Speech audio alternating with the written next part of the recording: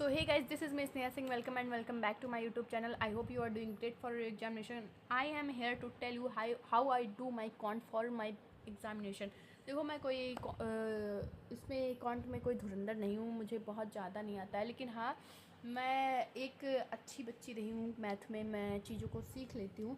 लेकिन आपकी तरह ही मुझे भी, क्योंकि मैं भी प्रिपरेशन कर रही हूँ, मुझे भी प्रॉब्लम्स आती हैं, लेकिन जो चीज़ें मैं फ़ेस कर रही हूँ उनको किस तरीके से मैं प्रॉब्लम्स को टैकल कर पाती हूँ, क्वेश्चन को टैकल कर पाती हूँ, वो मैं आपको बताने वाली हूँ। ठीक है, तो सबसे पहले आते हैं, मैंने यहाँ पे लिख रखा है, अगर ये सीधा दिख रहा हो तो आई होप।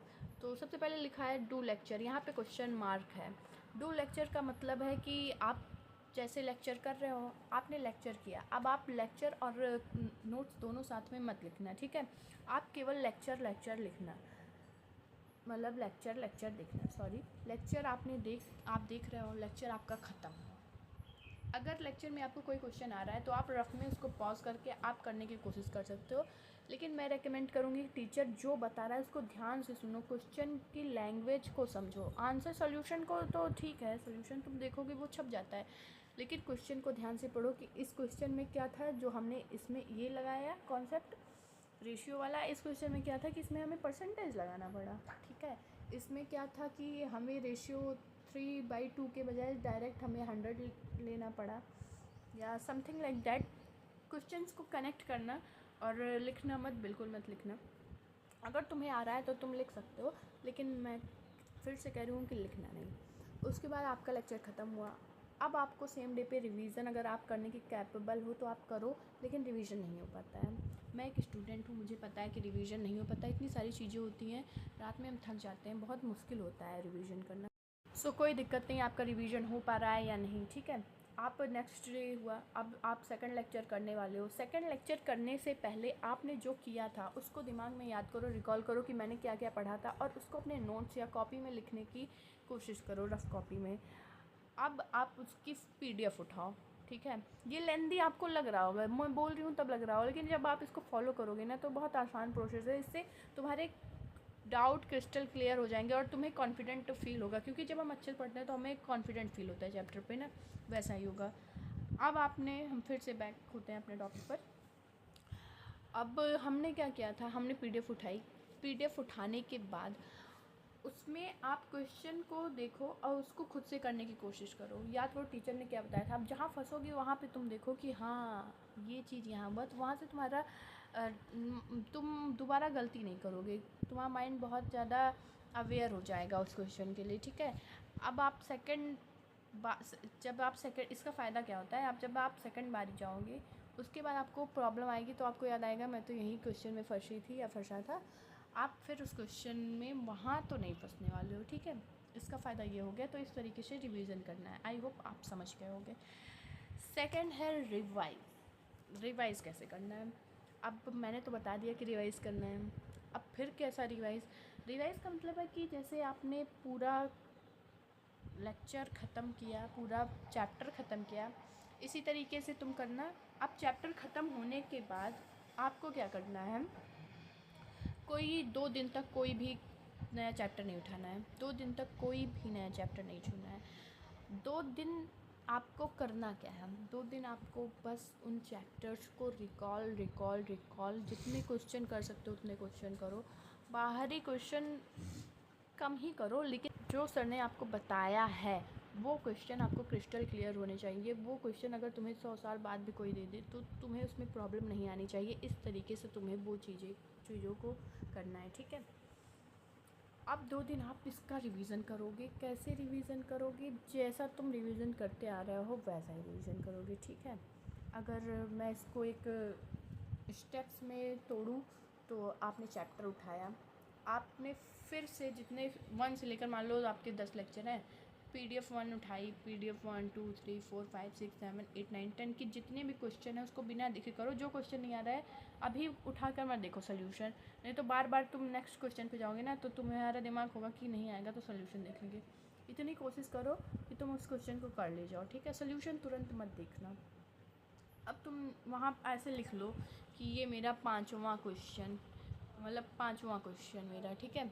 मेरा दूसरा क्वेश्चन, ऐसे इस पर गोला बना लो साइड में कहीं। उसके बाद जब तुम वापस आओगे अपने क्वेश्चन के पास, फिर तुम उसमें देखना कि कौन सा मुझे नहीं आया था, फिर तुम उसमें सॉल्यूशन में जाना, ठीक है। चीज़ों को समझना, थोड़ा सा दिमाग पे जोर डालो, क्या मैं कह रही हूँ उसको समझने की बिल्कुल कोशिश करो, ठीक है। रिवीजन हो गया आपका। अब रिव्यू का मतलब वही है कि क्वेश्चन को जाओ सॉल्यूशन पर, फिर सॉल्यूशन देखो उसका, वो चीज़ों को करो। बहुत सिंपल है।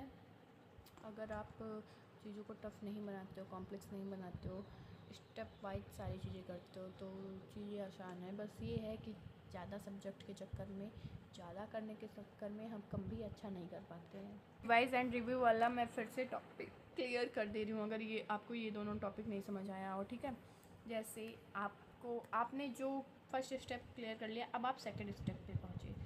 जब आपका पूरा लेक्चर ख़त्म हो गया, मान लो आपके पास 10 लेक्चर हैं, उसमें 10 PDF हैं, आप एक PDF उठाओ लाइन से, जितना कर सकते हो उतना PDF उठा लो, ठीक है। उसके बाद उसमें के क्वेश्चंस को तुम बारी बारी करने की कोशिश करो, और तुम मैक्सिमम क्वेश्चन बना ले जाओगे।